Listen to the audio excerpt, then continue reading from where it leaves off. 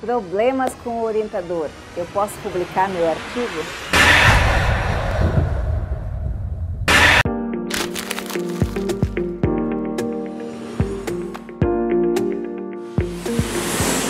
Nossa, essa é mais uma pergunta que chegou aqui nos nossos comentários. É uma pergunta da Jai e é um assunto bem delicado da gente tratar, mas não menos relevante, talvez seja um dos mais relevantes, que é a questão da relação aluno-orientador e como que isso se reverbera aí na publicação dos artigos. Bom, Jai, eu não sei se isso é bom ou se é ruim, mas a boa notícia é que você não é a única que tem problema com o orientador.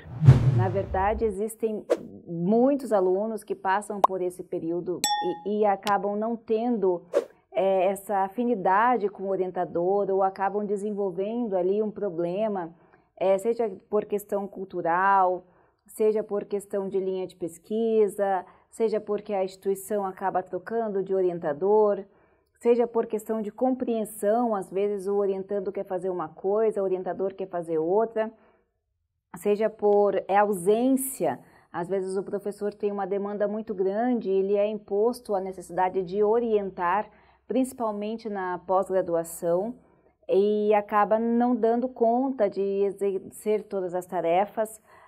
Às vezes o professor ele é muito bom professor, mas não é bom orientador, enfim.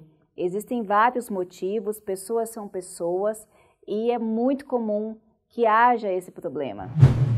Felizmente, eu nunca passei por esse problema, mas infelizmente eu já conheci, já tratei, já orientei pessoas que vieram com esses problemas com os outros professores e fazem 20 anos que eu estou nesse mundo acadêmico. Foi há 84 anos. E vejo isso acontecer com uma certa decorrência.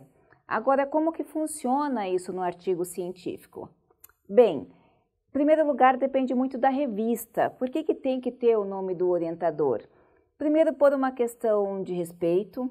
Segundo, por uma questão lógica, porque na maioria dos casos o artigo só foi possibilitado graças à orientação dessa pessoa que participou, que viu o artigo várias vezes, que retornou, que solicitou, que pediu para retirar.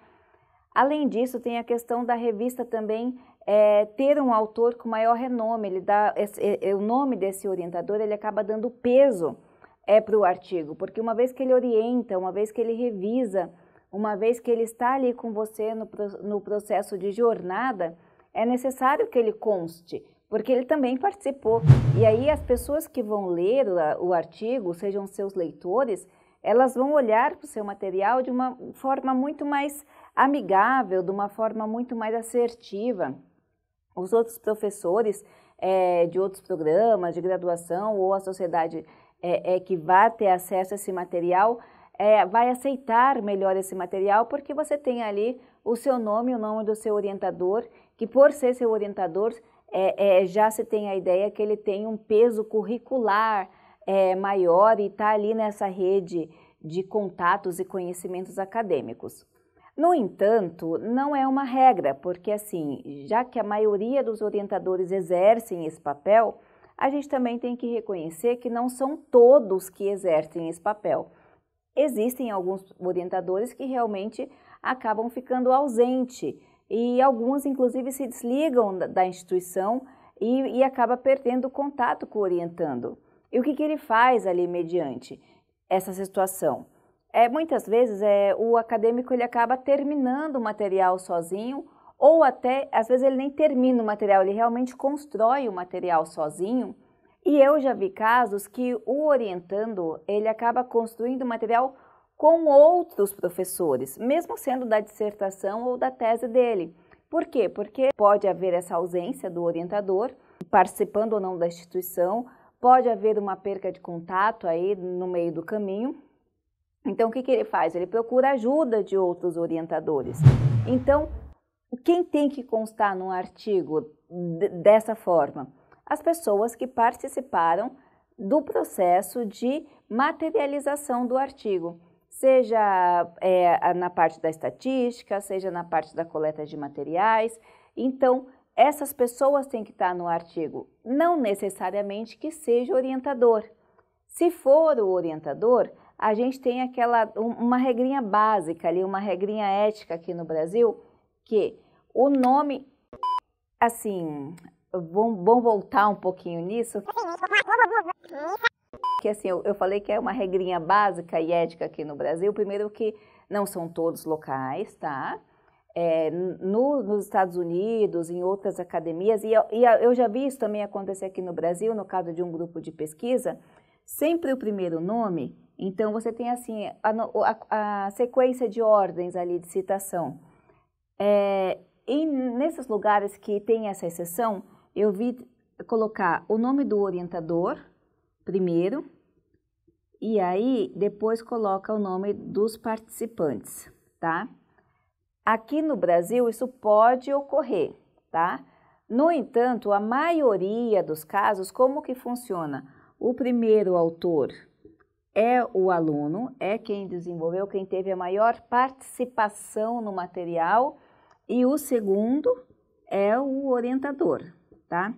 Esse caso aqui no Brasil é o mais comum, tá? Que é a questão do primeiro autor ser a pessoa que participou, que executou o artigo de uma forma muito mais ativa, e segundo, o orientador. Ou até mais autores, às vezes você faz um estudo que é um pouco mais complexo, e nessa sequência aqui de orientador, primeiro, segundo, terceiro, quarto, a gente vai colocando por participação do material. Então, um coletou o material de campo, o outro ficou com a parte da revisão, o outro organizou, e o orientador estava ali o tempo todo participando. Então, vai depender essa sequência aqui de autores da participação, do nível de participação do autor.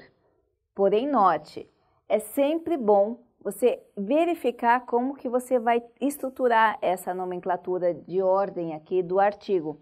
Não só pela citação, mas também pela compreensão e até aceitação de algumas revistas. Aqui no Brasil, como eu falei, a maioria obedece essa ordem, porém eu já vi revistas que colocam como regra para que aceite o seu envio do autor, que o orientador fique em primeiro por causa do título. O título maior deve vir primeiro. Em algumas instituições, em algumas academias, também se pede o orientador vir primeiro para que possa levar o artigo por aquelas questões que eu falei anteriormente, de uma maneira mais aberta, mais aceita pela sociedade, seja científica ou não. No entanto, a gente tem esses dois parâmetros. Via de regra, esse aqui é o mais indicado. Inclusive, teve uma autora que desenvolveu há um tempo atrás uma tabela de percentual ali de participação dos autores por artigo, para que dentro do artigo, para que se saiba como o nome dele vai aparecer no artigo, que sequência que ele vai aparecer no artigo. No entanto, ainda tem essas questões desses quesitos aqui que devem ser observados em algum caso. Mas, Jai, perdeu o contato, não tem problema? Você pode publicar o artigo sem o orientador. O melhor é sempre que seja realizado com uma certa cautela, que você tenha, mande um e-mail avisando, professor, vou publicar esse artigo, e fazer sua parte, sempre para a gente tentar aí uma melhor harmonia entre as convivências. Mas é possível sim, tá ok? Eu espero ter ajudado. Um grande abraço e até a próxima.